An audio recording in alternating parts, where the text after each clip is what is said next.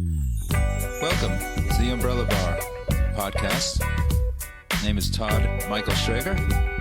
5, 4, 3, 2, 1, 0. All engine running. Hello, I'm Todd Schrager, Todd Michael Schrager, and I am here with Mike Conklin today. Friends, former bandmate of a couple bands. I think it was, let's see, we had the Side Doors. And Sweet Thunder. Sweet Thunder, which we were just Those were saying the days. we wanted to disown that name. But it's all right. And I played one gig with Last Rhino. Yes. Before. Yes, you did. There Yeah, you that's go. right. You did. Yeah, So, yeah. In the beginning stages of right, that whole exactly. thing. So those were the days. Exactly. So we did some recording together. Yep. We put out a little EP together. Right. With the band The Side Doors. Back in probably 10 years ago now. I know. I'm thinking. I think you're right. At least Probably 10. 10, 12 years ago. Yeah. It goes quickly. Yeah. So, and then we did something else with, I think it was Sweet Thunder. Yes. But we never Nothing. did Yeah. anything with it. Yeah, things kind of, after a little while, I guess they dissolve. Right. I don't know. They dissolve, People have something, different desires They or something. do. Yeah, they want So- to go. Everyone wanted to go in different directions, and Yeah.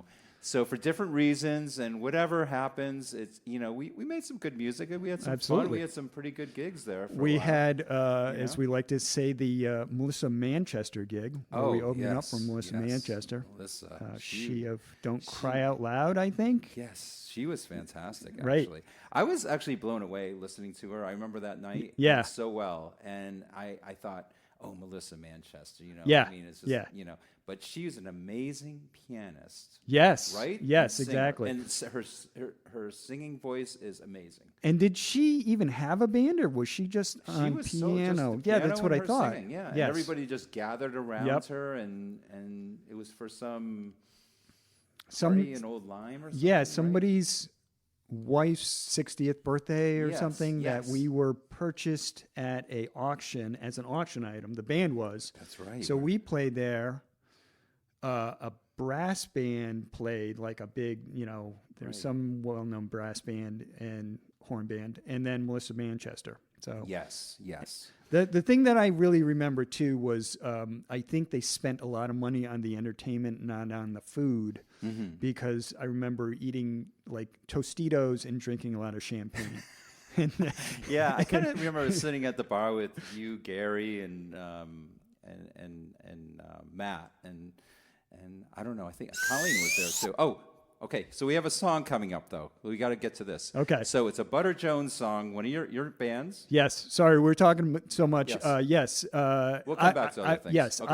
out of the Side Doors, Gary and Matt and myself, who were in the Side Doors, went on to form Butter Jones, and we write our own stuff. And here's a song called "Down on Chapel Street." Yes, Down on Chapel Street. So here it goes.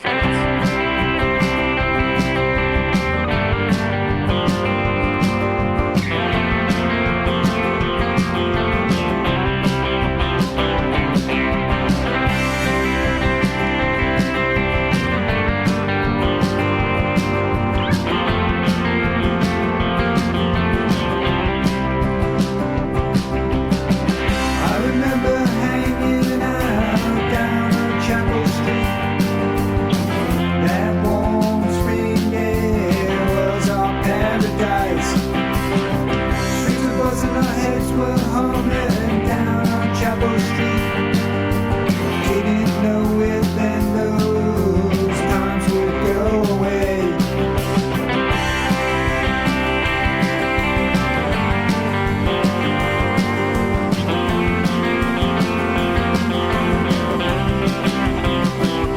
On some buses, brown back passes down on Chapel Street. Stoneneck glances, knick-knack kisses, and me too bigger affairs. Lots of birds and urban punk rockers down on Chapel Street. Coffee's brewing, friends are talking, these days should never end.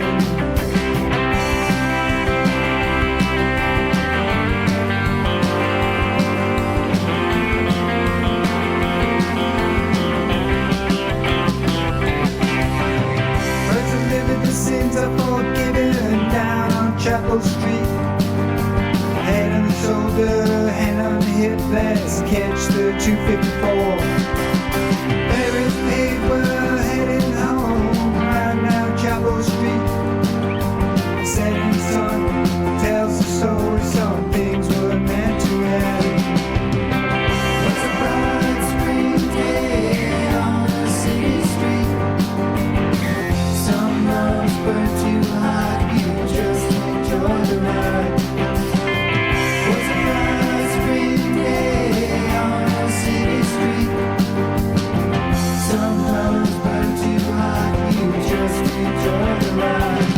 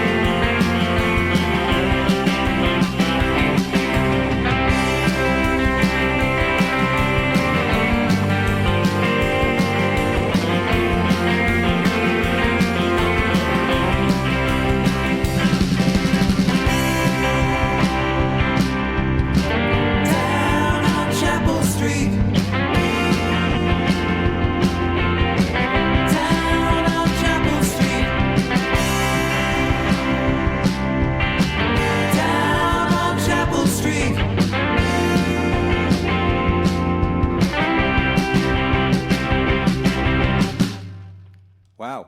Okay, kids. Did you hear that? That's Butter Jones right there. Yeah. And yeah. down on Chapel Street, down New Haven, I guess? Down in New Haven. That song We were came. just down there last weekend. Yeah, Chapel Street. it's. Yeah.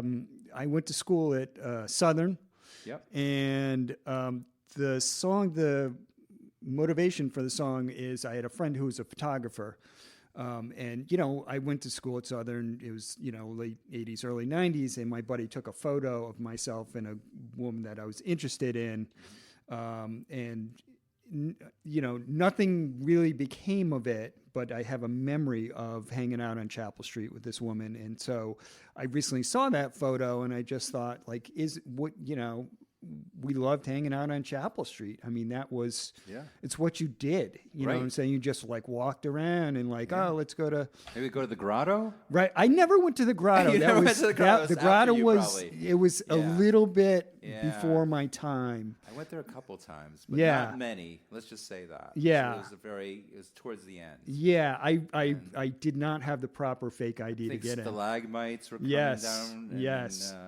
spiked hair was going up. Absolutely. Right. There's a clash there. So exactly. It's quite a place. Yes. New Haven. So, So yeah. now now you wrote the song I wrote the song, Okay. all three chords of it. and you sang the I song? sang the song, and then Who's doing backup on that? everybody at that point in time. So at that point in time, Butter Jones was myself, Gary Parrington on drums and vocals, Colleen Seymour on guitar and vocals, and Ken Shemilewski on lead guitar and vocals. Okay. And I just brought that song in, and I'd say, Ken, I need a riff right here. So he came up with the riff, and then, You had a nice bass lead in there. Thank you. Yeah, Yes, it's not really my comfortable zone, but I was like, let's do it. It's got to have a bass solo. Yeah. Yeah, I love that song. Yeah. It really came together. And if anybody would like to see a video, there's a video on YouTube Oh, okay. for There you this go. song. Is it down on Chapel Street? Down on Chapel Street. Really? Okay. There's two Butter Jones videos. Okay. Both from my songs that I wrote. I was Okay, like, all right, maybe wow. I'm hogging the video airways, Yeah, but yeah. I also edit the video and make the records and do all that stuff. Nice. So what year did this come out? This came out last year, Last I guess September or something like that. Okay, So, September. Okay. and like most releases, it's only digital. Yeah. Do people do, unless you're going to press vinyl, which I'm not going to do. Yeah. I Too mean, much money. it's- Yeah. And CDs or who's gonna- coasters now. Are you going to make any money back on that? No, That's the question. You know, no. it's like you're going to put all this money into that, and I don't know. I mean, there are goods, and I mean, there is some good, things about doing that. It's promotion. Yes. Yes. Putting vinyl out there, giving somebody something Absolutely. to hold on to. Yes. Even though they might go like, if they give them a CD, they might go, "What is that? I Yeah. have no idea what that is." Yeah. What do I do with it? I know exactly. I've had that happen to me, and I'm like, well, maybe I shouldn't make any more CDs. I bought a used car. It's a 2020 Subaru, and I was like, well, where's my CD player? And they're No like, CD. no No. CD player. No. I'm like, I have hundreds of CDs. yeah.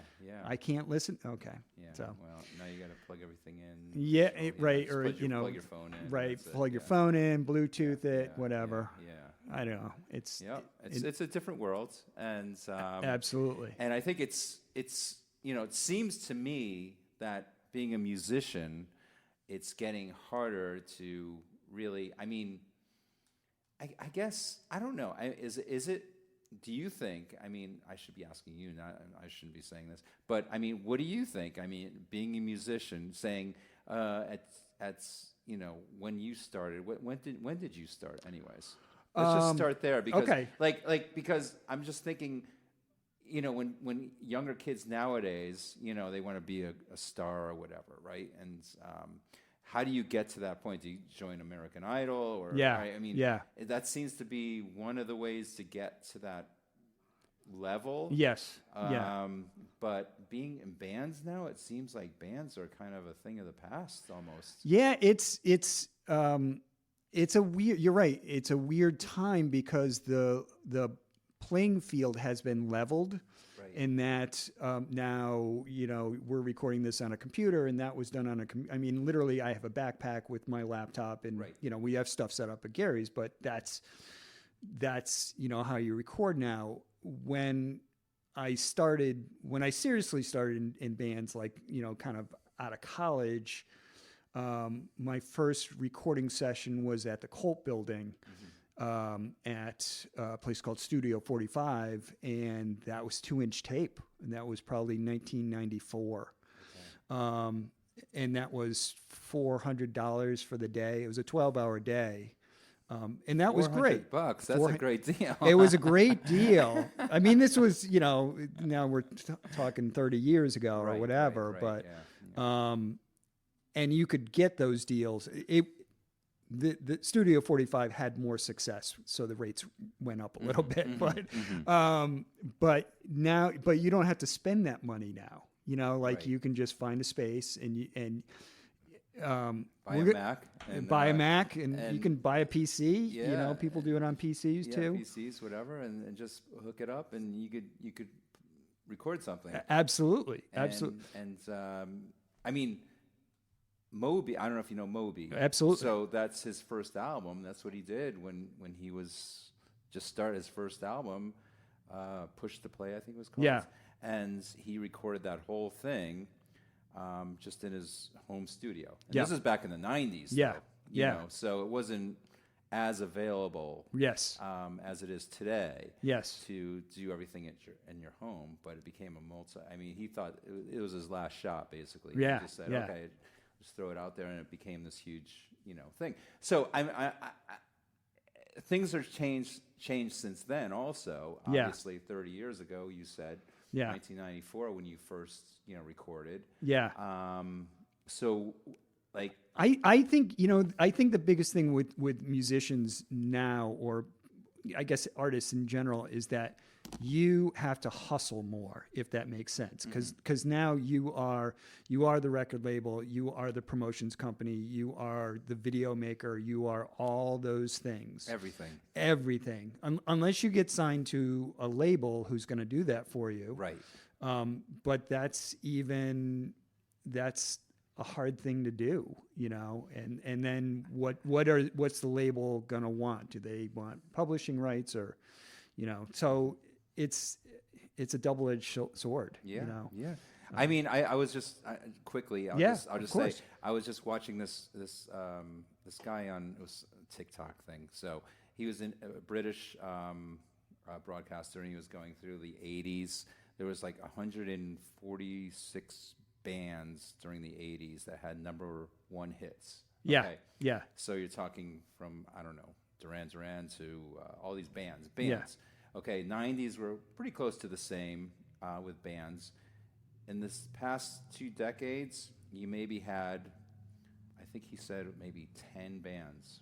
Wow. #1 hits. Wow. So it completely dropped off. Now it's basically solo artists. Yeah. Yeah. And you can, you bring up TikTok, you can put your 1-minute TikTok video out there, Right. and you can get millions of streams, and all of a sudden you're an instant superstar. Right. Yeah, you're a superstar. Yeah. Who's that? Like Post Malone was one of those guys, Yep. and there's Yep. a few others Yep. that Solo artists. that had just got their video out there, and there you go. Yeah, So yeah, I know. So I don't want to keep going on this, but Yeah. a little bit. I wanted to go back to you and Sure. your roots Yeah. too. So what made you become a musician? okay. When I was a freshman in high school, my one buddy played drums and my other buddy played guitar. So therefore, I played bass. And I just stuck with it. I took lessons in Rivers Music, if you remember Rivers Music in downtown Middletown from I the do 80s. remember that. Yeah. Yeah. I think they had another place in like New Britain or something. Yeah. And I did that for about 5 years. But then when I got into college, I was going to school at Middlesex, and a friend of mine said, let's start a band. I'm going to sing. And we put a flyer up, and we met a couple of guys. And one of them, this guy, Les Robertson, and he kind of was like, all right, if you're going to be a band, because he was a little bit older than I was, a couple of years, he's like, these are the things you have to do. And he said, you need a practice space, you need a PA, you need decent equipment. If you're going to write songs, you need to have a verse, a chorus, and a bridge. Okay. And I never wrote songs before, but I started in that band. That band was called the Screaming Yellow Zonkers. Oh. There you go. Okay. I I like the name. Yeah, I do too. Yeah. And it's a Bring tasty, it back. Bring it right? back. tasty little snack. So, then I went to Southern and really just kind of partied a lot and I definitely played some music here and there, but it's more just jamming with friends. Okay. I got out of Southern, and then I met up with a woman named Mary Kate O'Neill. She was in her last year of law school. She was my friend's girlfriend. And she's like, do you want to be in a band? And I said, yes, I do. And she's like, no, do you really want to be in a band? And I said, what do you mean? She's like, I mean, we're leaving the basement. We're going to be playing gigs. We're taking, photos. We're going to go to recording studios. We're going to do all this stuff. Do you want to do that? And I said, sure. And that was so she's like, okay, we're going to do that. So in the last year of law school at UConn Law, we played just the two of us. It was a duo. I was playing guitar and bass. And then she said, well, I'm broke. I'm moving to Boston with my boyfriend who's living there, who was a friend of mine. And I said, all right. She's like, you in? I'm like, I'm in. Wow. Cause I was ready to get out of Connecticut anyways. Okay. It was early 20s or something. I was like, Right. I love it here now because Yes. I'm, in my 50s and kids and married and all that stuff. Yep. But I wanted something different. Right. So I moved to Boston and played music, and I was there for 7 years. then I moved. My girlfriend at the time and myself moved to Philly because she was looking at a school down there. Oh, Sorry. That's okay. Keep going. all right. So I lived in Philly for 3 years, and I hooked up with a band down there called The Trouble with Sweeney.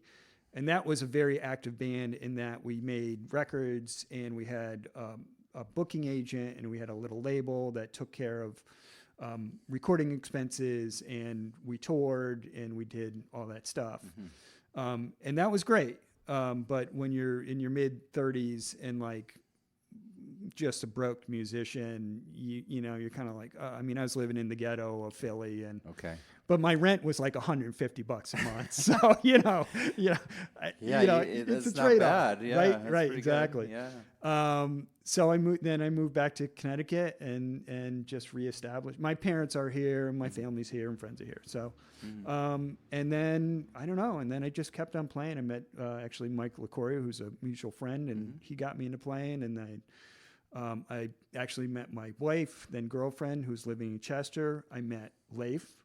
And through Leif, I met you and Matt, and we started the side doors. The side doors, yeah. And then the side doors dissolved, and Matt and Gary and myself started Butter Jones. Yep. And that's kind of current day. Current day. So what's the current composition of Butter Jones right now? So right now it's obviously myself and Gary. Colleen Seymour and Pete Zeke is playing guitar. Okay. Colleen, unfortunately, is leaving for no, she's going to Seattle. That Right, other she's one. going- She's going yeah. to Seattle. Yeah, she was on a previous podcast. Right. Yep. She was. Unfortunately, she's leaving. I'm very disappointed because I love playing music with her. But Yeah, she's she's a great she's musician. 37 and she's Songbird. got to go for her next adventure. Yeah. We'll see if Pete sticks around. I don't know yet. The offer is there if he wants to stay. That's cool. We booked 3 gigs kind of in the wintertime, and our old guitar player, Ken, decided, the commitment was too much for him, and he just, Right. he let us know in a good amount of time, and I Yep. contacted Pete, and Yep. that was fine. Yeah. So, if anybody is out there and hears this and they are a songwriter, play guitar and sings, let us know, because we're looking for people to play with. And For people to play with. yeah. So where do you guys play usually? Where do you rehearse? We just had a gig at the Ivyton Green. Okay. That was July 2nd. We have a gig coming up August 4th. That is at Cedar Lake. August 4th, Cedar August Lake. 4th, yep, in Chester, which is a great series. It's 5:30 to 7:30. If anybody's in the area, go check it Okay. out. It's a wonderful spot for a Okay. gig. And then the last gig is Guilford Library, and that is August 15th, and that is a short one. That's 7 to 8. 7 to 8. 7 to 8. Think about that for a gig. So what day is that now? That is Thursday the 15th. Thursday, the Yes. 15th. Okay. Yes. Okay. All right. Cedar Lake is a Sunday. So, Sunday. Okay. All right. All right. So, and I don't know. I just at this point I've been playing music for 42 years, and I love playing music with other people, whether it gets out there or it's just people in a room together. I like doing. yeah. Having said that, we'll go on to because we're going to bring in another song. Yes, it's coming up pretty quickly. Okay. I mean, not too quickly. Okay. We still have probably 5 minutes. Okay, great. So then it we're should getting segue there. fine. Yeah. I last year I had this notion, and I think probably you, like a lot of people in the world, we all have these pie in the sky dreams. Like I want to surf in Bali, or I want to hike Mount McKinley or whatever. And Yeah. then you always like, I'm not going to really. do that. I'm No. not going to do that. So last year I had the notion, because I live in Chester, Connecticut, and I live on the edge of the state forest land, and it's just beautiful. I mean, there's animals everywhere, and there's birds, and it just like my yard changes through the year, and I'm just very happy. It's my happy place. So last year I had the notion that I would take video every day, or basically every day, of my yard. Something happening in my yard. It could be rain, it could be animals, it could be the sunset, it could be clouds going by, whatever. Okay. It's kind of very boring, but it's meant to be very just calming because we're in crazy times. Right. We don't have to talk about the crazy times, but we're Right. in crazy times. So I decided that I would shoot video every day. I would make an instrumental song, ambient if you want, but like ambient is like Brian Eno, like it's a little, it's kind of ambient, but it's just mostly instrumental. Okay. And I once a month, the first of every month, I put out a song and I put out a video, and the songs go out to Bandcamp. It's only on Bandcamp because I don't have to deal with DistroKid. Nothing against DistroKid, but I can literally just put it out there. I just upload it. It's there. I do my own stuff. Right. My own stuff, and it's done. And it's under your name. It's under the name of Pataconk. Pataconk. And I chose that because, my last name is Conklin. So the first 3 letters of my name and the last name of Pataconk. And also the Pataconk is a brook in Chester. It goes through the center of Chester. And a bar. And really what it is, it's the Pataconk Native Indians, Right. Native Right. Americans, Right. indigenous people to Chester. Mm-hmm. And yeah, I edit video all month and I make music. I try to get the music done within a week. Doesn't always happen, but I don't know. Try. I try, but I've consistently, I have 6 out.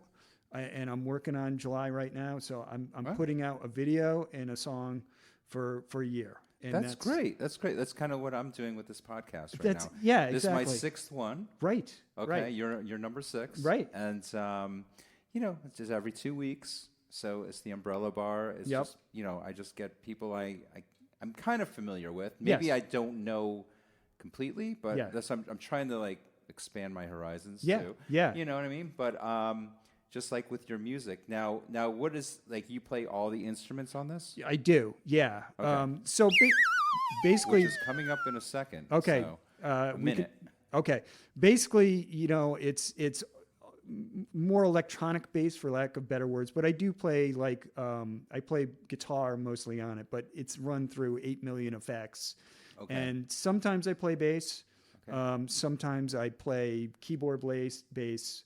But there's a What's lot the of song keys on called? it. This is probably just April 2024. So I'm just going by April 2024. months. Oh.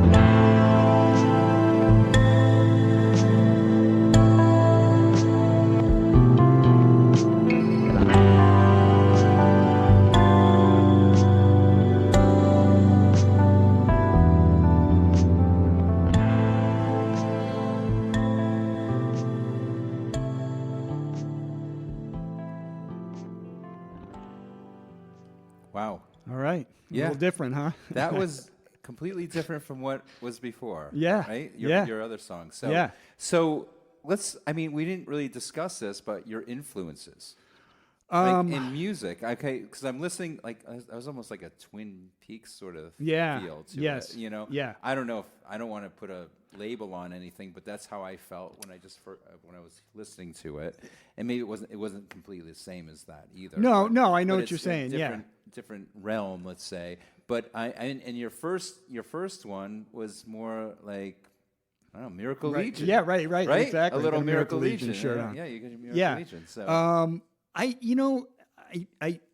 grew up, or I would say like probably much like yourself, like your formative years. When I was a freshman in high school, somebody like I was listening to like AC/DC and Queen and maybe Def Leppard or something because MTV was on, and this I was a freshman, and when a senior's like, "What? You're listening to that?" You're like, "Whoa, I better pay attention." This kid was like, "Man, you got to listen to like." Black Flag and Dead Kennedys, and you got to listen to WSU. Yeah. And I was like, oh, what's that? And it was WSU. It's like the college radio station. Yeah. Like Wesleyan, I said, right, Wesleyan. I grew up in Middletown. Yeah.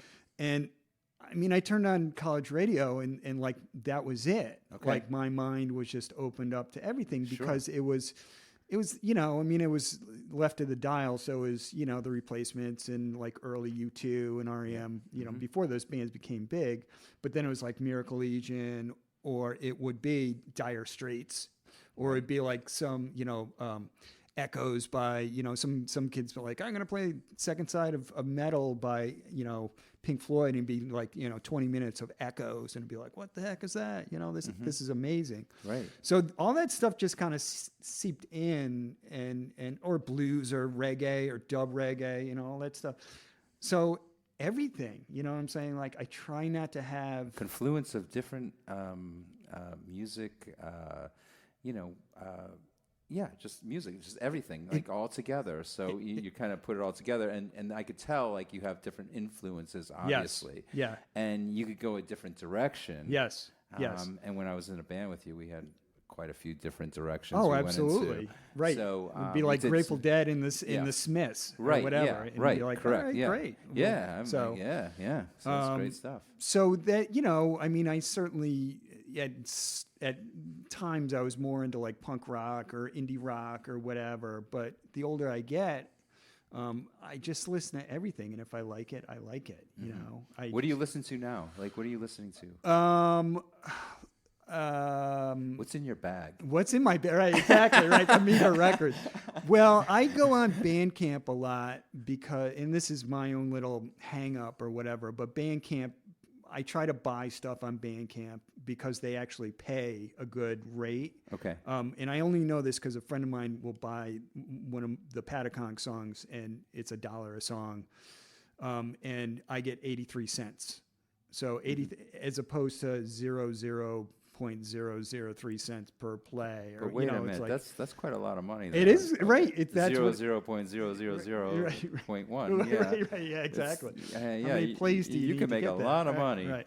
So, so I like the Beths from New Zealand. I listen to The Beths? The Beths, like Beths. a woman's named Beth. Oh, Beth. Yeah, Beths. sorry. Beths. Okay. Although I do like the Bats from New Zealand. The Beths. New Zealand, like you're really into New Zealand. I do. music. Yeah, I like a lot of the Chills and the Bats and the Clean, and I love Okay. all that New Zealand stuff. The new Shellac record's really good. Steve Albini, who was in Shellac, died, so that but it's really angry and stuff like that. Or I listen to, I like. Oh gosh. I should look at my phone. No, yeah, I mean, just on the top of your head. I mean, I know you like a variety of music, and so it's underground, sort of maybe It's 80s. Well, you know late what? 70s, 80s. No, I think it's everything. 90s. I am going to take my. 2000s. I like the new. Here you go. 2010s. I like the new Real Estate record. I bought that. The new Waxahachie's great. Oh. Mass Aesthetics, which is like a jazzy band. Circles Around the Sun, Oh, okay. which is like a disco funk band. Actually, there's a local band, Fjord Pony, that I really like. Okay. Perennial's really good. The Brian Eno is great. I mean, all of it. I don't have. I would say certainly. This will sound probably stupid, but I think we all do it.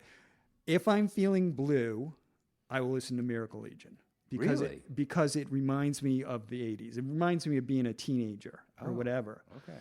I don't know why, but it makes me happy. I love those.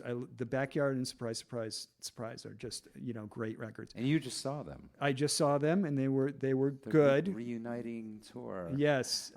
Without Jeff Wiedershaw, right? Yeah, without the original rhythm section, Yeah. and I saw him. Actually, the first time I saw him was '85 with that original band and with the Reducers, and it was a phenomenal show. Yeah. I mean, where did you see them? I saw that at Wesleyan. Wesleyan. Okay. Yeah. Okay. Fantastic show. But I was also 17. You know what I'm Right. saying? You're like a sponge. You're bringing it. I had a girlfriend. I was smooching with a girlfriend. I'm seeing Miracle. Wow. Right? Yeah. These guys are Exactly. Something else. Wait. Yeah, exactly. Start making out again. Right. Okay. So. I love it all. I love the early Cure stuff. Yep. Like the Faith record in the winter just gets spun and spun and spun. I love that's my favorite Cure record. It just has it's got so much depth and mood to it. Well, his voice is just so unique, I think. Yes. Right? I was just talking about this with somebody else the other night, and we were just discussing Robert Smith's voice, and it's just there's something. I mean, I don't know how he does it even. Yeah. But I know he has a technique to it. Yeah. And he discovered it. Somebody gave him some guidance to get that sound. Yeah. So you know it's him when he's singing. Yeah. I mean, whenever you put on a record, you know it's him singing. 'Cause Absolutely. it's his voice. You're like, oh yeah, that's Robert Smith. Right? Yeah. And the amazing thing about Robert Smith too, in the Cure in general, I guess maybe Robert Smith because he's the only original member. They started in like 1978, and here it is, 2024, and he's still at it, and he's still playing two and a half stadiums. Yeah, big stadiums, and playing for 2.5 hours. Yeah. With all his own stuff. That's something to be said for that. Just like keeping him alive and keeping him going. So I think so. I mean, a lot of bands just can't. They never had that base, I guess. Yeah. Right? Yes. And so he just kept building and building. Yes. So a lot of bands just kind of did it for a while, and then they said, I quit. Yeah. Yeah. And then they come back later, but they kind of lost. Right, like the we were momentum. talking about. Exactly. Yes, you the go see him, momentum's and you're kinda just gone. like, oh gosh. Yeah. I wish I had gone. Right. I wish. Yeah. Right. I wish mean- I didn't come to see the show because now my memory is ruined of you guys. Oh Yeah. no. There's still good memories though. Yes, Yeah. yes. So you So- got to kind of take those out and the bad ones and put Yeah. the good ones in there. Yeah, I right, guess. right, So exactly. Mix them in there, right? Yeah. All right. So that's kind of cool. So anyways, so what else? I mean, we're getting towards the end of the show here. We have maybe 5 more minutes. Okay. Very good. So Let- what would you like to say? Well, I know what you can I have tell some you? gigs coming up, Yeah, we got a couple of gigs. I'll go and we really kind of quick. went through those. Yeah. Do you want to do them again? Yeah, I'll do them just for one Okay. more time. The next one is August 4th. It's at Cedar Lake in Chester, 5:30 to 7:30. Okay. And then the one after that is August 15th. That's a Thursday. That is 7 to 8. That's at the Guilford Library. Hopefully that will be outside. Both those gigs are going to be outside. Outside, okay. Weather permitting. All right.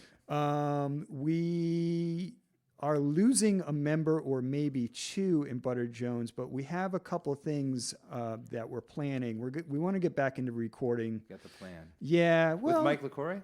no, well, he will be helping us out. I Okay. took over recording You duties. did. Okay.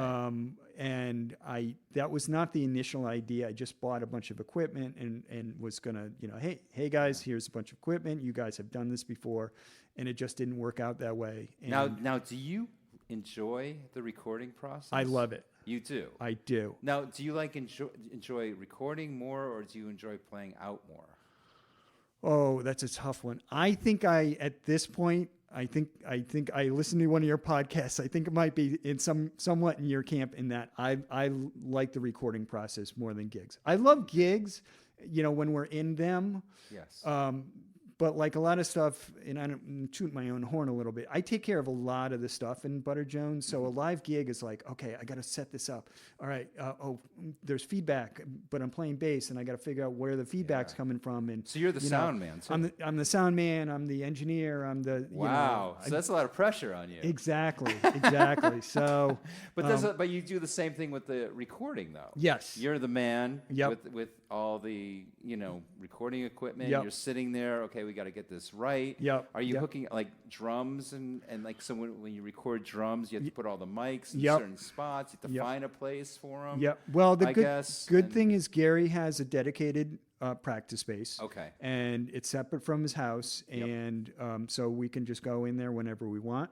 And he and I have now recorded, probably 15 songs together. So I know how to set them up and how to get them and how he plays. And you know what? Everybody plays differently. Exactly, but you know what? With Gary, he's he was good when he was playing with us, but he's just gotten so much better because he's had more time to practice. A and B, he and I have sat with waveforms, and I'll say, Gary, you cannot smash the drums and then hit them with a feather. Like you have to be consistent, and he'll say, "Oh, okay, why is that?" And I'll say, "Well, when it hits the compressor, or I'm going to compress your signal because everybody just compresses drums. Right. That's what you do, and it sounds differently." Yeah. Okay, so I just want to let you know we have a minute left. Okay. So, are there any like shout outs you want to do? I know we just went through your gigs coming up, and that's the siren. Okay. So that's duck down. Here we go. Right, here we go. So we're gonna be taken out with the Umbrella Bar music here. Okay.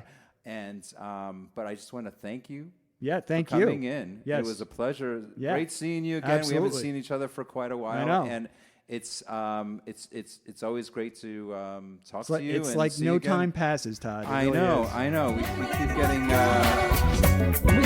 younger. Younger. But thank you, Mike. Mike Conklin. Thank you. And, we'll talk again soon at the Umbrella Bar. Thanks. Just you.